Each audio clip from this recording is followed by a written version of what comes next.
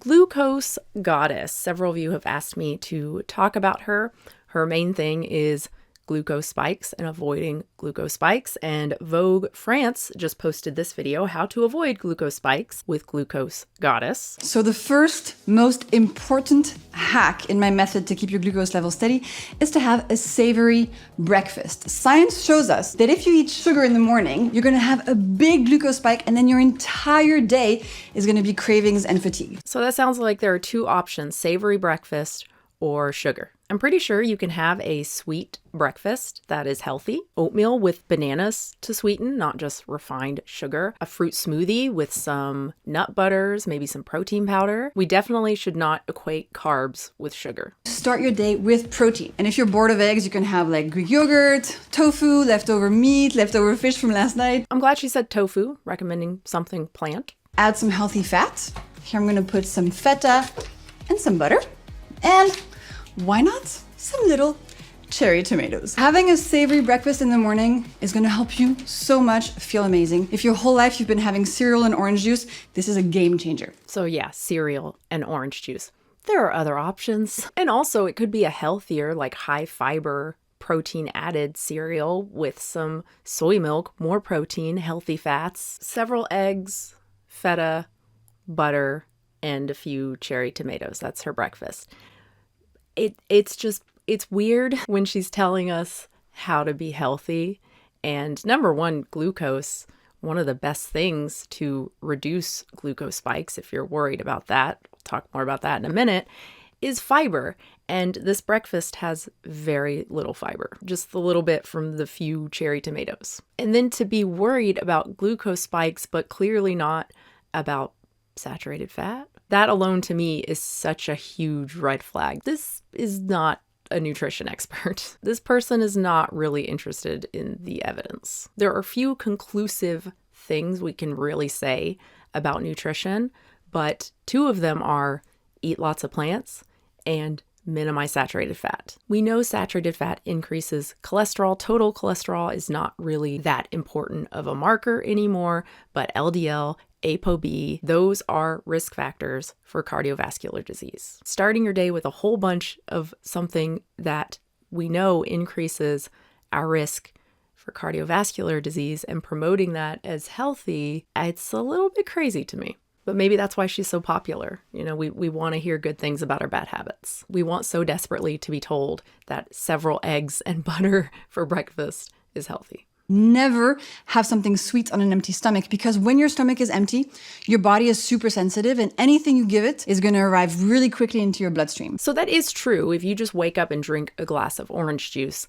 Yes, but number one, she's saying sweet. Again, you can have a healthy sweet breakfast that has a balance of carbs and protein and fat. And number two, for healthy people who are not diabetic or pre-diabetic, glucose spikes don't matter. They are normal. You are not going to ruin your whole day or like increase your risk of getting diabetes from having a glass of orange juice on an empty stomach. Now, if you are constantly having that orange juice and it's not a satisfying breakfast, and so you end up like binge eating at lunch or at dinner and you end up gaining a lot of weight, well, obesity is a major risk factor for diabetes, but it's not the glucose spikes in the morning with your orange juice that were really the problem. It was not eating satiating food and then eating too much calorie-rich, nutrient-poor food. Focusing on glucose spikes and even monitoring, I don't know if she encourages that. I hope not, for people without diabetes. I currently do not recommend that everybody wear one. I think there's a lot of upside and it can be super motivating. It can show you what's going on inside of your body in real time. And honestly, it's a pretty incredible tool to start to connect what you're eating with what's actually happening inside of your body. But there are also downsides. I think that's taking the focus away from what we should be focusing on, which is nutrients. Eat nutrient-rich foods. Virtually any dietitian will tell you, don't worry about glucose spikes. Don't worry about glycemic index or load. And some experts are even questioning the value of these for people with diabetes because, again, glycemic index, glycemic load, they don't tell the whole story. The index ignores many factors that determine how quickly carbohydrates are digested and absorbed. Key omissions include how foods are grown, manufactured, cooked, and stored, serving size, and the combination of foods eaten as part of a meal. Glycemic response to foods is also highly individualized. One study found large variability even between identical twins. A more expansive analysis of healthy carbohydrates that ends the confusion over high GI plant-based, fiber-rich foods will give people, particularly those with diabetes, better information to make dietary decisions. Oh, and the final thing I should say with having sugar, even if you are having straight sugar or something without fiber like orange juice, if the rest of your meal has fiber, has protein, has fat, that's what matters. It's the totality of the meal, of the nutrients you're eating, not that your meal has sugar. The fiber and the protein and fat are going to help mitigate those glucose spikes. My coffee order is flat white with full fat dairy milk. And I hate this idea that oat milk is good for you for some reason. Oat milk is just starch juice. It's like drinking a coffee with pasta milk. I mean, I guess it kind of is. It's a nightmare for your glucose levels. Is this going to be it? Am I just going to be saying over and over again, what? Experts do not recommend worrying about your glucose levels. But yeah, is oat milk particularly healthy? No, especially, you buy it in the store. It's just mostly water. It's starchy water. It doesn't really have a whole lot of nutrients in it. I don't think that's a problem for most people, especially if you're just having it in coffee. Who cares? You're probably not drinking that much anyway. The issue is when you are replacing healthier foods with oat milk. So if you drink a lot of cow's milk and that's how you're getting your protein, your iodine, your calcium, and then you switch to an oat milk that is not calcium fortified, that has like no protein, most oat milks do not, unless protein has been added to them, and has no iodine, that could be a problem. If you really want this very tasty cookie, here's what you do. You buy it now, but you eat it for dessert after your lunch. That's another hack. Remember, never have sugar on an empty stomach, only as dessert after a meal for a smaller spike, and so you can feel better. It's kind of weird because her two hacks so far, her two main hacks are fine, eat a savory breakfast. I think that can be helpful for a lot of people because typically sweet isn't going to be very healthy, right? Although again, don't eat 3 eggs and butter and cheese, and don't start meals with sweets. Yeah, I think virtually every dietitian would agree with that. You're kind of setting yourself up for failure there. And if you eat a healthy meal first, you might not even want the cookie. I'm still going to want the cookie, but maybe that works for you. I'm looking for a starter that is vegetable-based because vegetables contain fiber. And it's important to start your meals with fiber to protect your body against glucose spikes. That's so extra. Just eat all your food together. Again, glucose spikes are normal. We don't take little snapshots of our blood and decide whether we're healthy or not. Some things are more constant and you can do that, but with something like glucose, no, it's going to change throughout the day. Your postprandial glucose levels are going to be higher. Again, not talking about prediabetes or diabetes. That's when your levels are too high, obviously. Different thing. For my main, I'll choose whatever protein that I'm fancying that day. I think today I'm gonna have some fish. I go to the side dishes and I pick some nice tasty carbs, maybe the mashed potatoes here, that I will have after the veggies and after the protein at the end of the meal to get all the enjoyment from them, but reduce their glucose spike. While it's true that fiber and protein can slow the absorption of carbs, this advice is blown out of proportion. A small systematic review of short-term studies showed that eating carbs last might slightly lower blood sugar levels, but there's no evidence this leads to long-term health benefits. Other research showing improvements in blood sugar levels from this method were conducted on people with type 2 diabetes, whose glucose metabolism is already impaired. Turning meal times into a strategic dissection of what to eat first is a surefire way to strip all the joy from eating. This is the worst way to start my meal. If you start your meal with bread being 100% starch, all that glucose in the starch is going to go straight to your bloodstream and create a big glucose spike. Again, she's right, but it's more just don't fill up on bread. Don't fill up on nutrient-poor foods. As my veggie starter, I got the tomatoes. Now you might wonder, are tomatoes really appropriate for a veggie starter? Aren't tomatoes super sweet and high in sugar? When the people who follow you are questioning whether or not they can have tomatoes, I feel like something's wrong. This order of veggies first, then proteins and fats, and then carbs is really easy to reproduce. But you should only do it when it's easy, not if you're having a sort of mixed meal or something that's complicated to spread out. Okay, at least she recognizes this can't be done all the time. And a new hack I've recently added to the beautiful family of hacks is to take a little anti-spike capsule before the meal of your day, highest in carbs. Does she sell this? And anti-spike are the most powerful to help your glucose levels short-term and long-term. Glucosegoddess.com, Glucose Revolution Anti-Spike Formula. Regardless of what she's saying, and to be clear, I think she's really cute. She's a really good speaker. I enjoy listening to her, even when she's saying kind of silly things, which is part of the problem, right? We like the person, and so we agree with whatever they're saying. But no matter who it is, anyone positioning themselves as a nutrition expert and then coming out with some kind of supplement, you should be extremely skeptical. The way I think of it is she's locked in now. I mean, she has books and stuff too. So she's been marketing herself, selling herself as glucose goddess. Even without the supplement, it would be hard for her to transition, which is another like big red flag when you're looking for credible nutrition experts. Anyone who has locked themselves in to some sort of like fad, monitoring glucose spikes or carnivore or anti-grain or raw vegan, low-fat vegan, anything like that, be very skeptical, especially when they are making money off of that belief. It's going to be harder for them to change if they realize they're wrong or if new evidence comes along. But yeah, consensus is definitely not that you need an anti-spike glucose supplement. As registered nutritionist Sophie Gassman writes for Women's Health, this supplement hasn't actually been tested. Glucose Goddess says that it reduces postprandial spikes by up to 40%, but this is based on small studies on individual ingredients. That is not enough to recommend mulberry leaf or whatever on its own, much less all of these things mixed together. The truth is, unless you're diabetic, your body is perfectly capable of handling post-meal glucose fluctuations. So spending 49 pounds on pills that promise to fix a problem you likely don't have, in my opinion, it's a waste of money. And yes, they really are that expensive at $58.50 per month. And that's if you subscribe. Otherwise, it's $65 per month. There's a word that's just right on the tip of my tongue.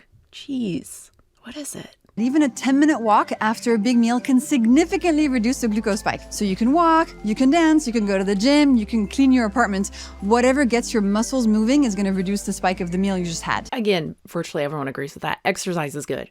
Exercise. Small spikes are fine, but if your glucose gets into a damaging range, it's actually going to cause problems in your body. We don't have to keep our glucose levels perfectly flat, but we must steady them if we want to help our health short-term and long-term. So everything she said there is correct. It's kind of weird that she's promoting all these other little rules. Like she said, don't just eat a bunch of sugar, have a balanced meal. A glucose spike into a damaging range might be caused by eating a big sweet breakfast, orange juice, too much sugar, too much candy, a big bowl of pasta with no protein, no fiber. Then she's promoting an all like animal fat meal and eat these things separately. It's very weird. Okay, but don't we need sugar for energy? No, we don't need sugar for energy. That's one of the biggest lies ever invented. Even if you don't eat any sugar or any carbs, your body will make from within all of the glucose that it needs. Sure, we don't need carbs, but there's no question we feel better with carbs. I mean, what she's saying is ketosis. Yes, your body will go into ketosis. It's amazing. It is amazing